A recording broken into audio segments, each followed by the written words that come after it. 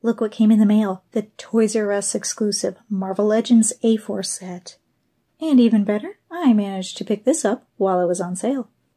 Now I'm going to do this unboxing video backwards and show off the figures and talk about them first. Then, if that's all you're here for, you can wander off after that, and that way I won't keep you waiting. However, if you have a YouTube channel of your own, or even if you're thinking of starting one, make sure you stay tuned for the end, because I have an idea for a fun collaboration we can do together. Okay, initial thoughts. I love the box art. The whole presentation makes it feel more like a convention exclusive than a store exclusive.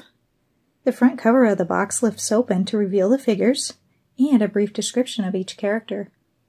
Elsa Bloodstone is a bit of an obscure character, but she's been towards the top of my most wanted figures ever since I first read about her in Next Wave.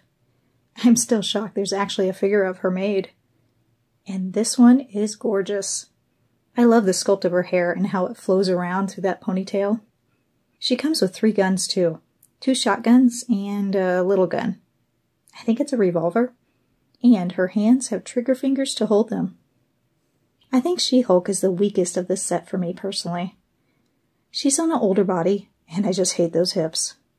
It's just harder for me to position her how I want.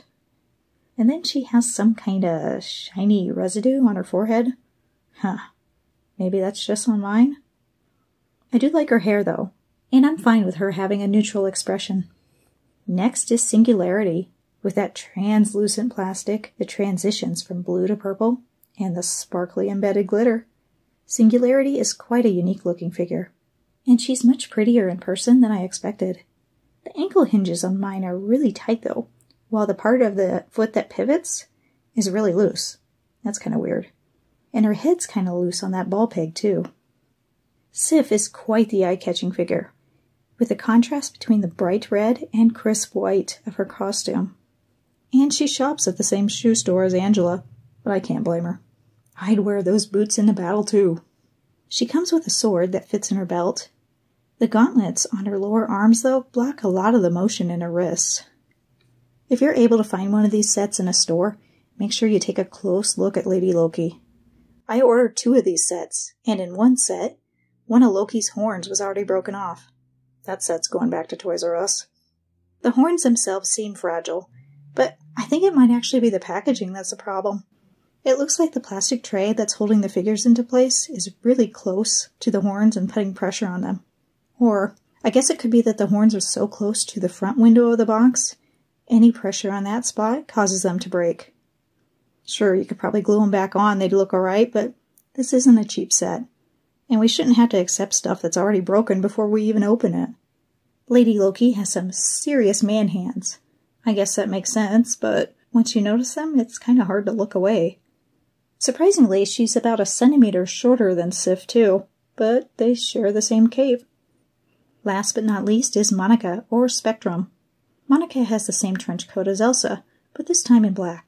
I believe this trench coat originated with the movie Scarlet Witch figure. Monica's open left hand seems a little big at certain angles. Or maybe the fingers just seem really long. There's something about it that's off. But that's my only complaint about her. She has a great head sculpt, and I like this modern costume much more than her classic one. And here's my lineup of my favorites, starting with Elsa to my least favorite.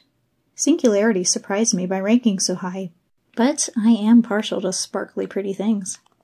So that concludes my quickie review. Now, as for other news, I was looking through the list of my subscribers the other day, and I noticed a fair number of you have YouTube channels of your own. I remember how hard it is to get views when you're first starting out. I mean, I went back and looked, and it took me 60 videos to get my first 100 subscribers. Many of those were terrible videos, but that's not the point right now. One thing you can do to help get your channel noticed is do projects or collaborations with other channels around the same size or bigger than you. I thought a fun project that we could do together is a monthly toy collection video series. The way it'll work is at the beginning of the month, let's say on October 1st I'll shoot for, I'll upload a video about some random toy collection I have. And then you're all invited to participate by making a video of your own of any toy collection of your choice. And I'll add your video to my playlist so that more people can find it. Now, I don't care how many subscribers you have. If you don't have any at all, that's fine too. We all start from 0. Everyone's welcome to join in. And this is a no-stress project.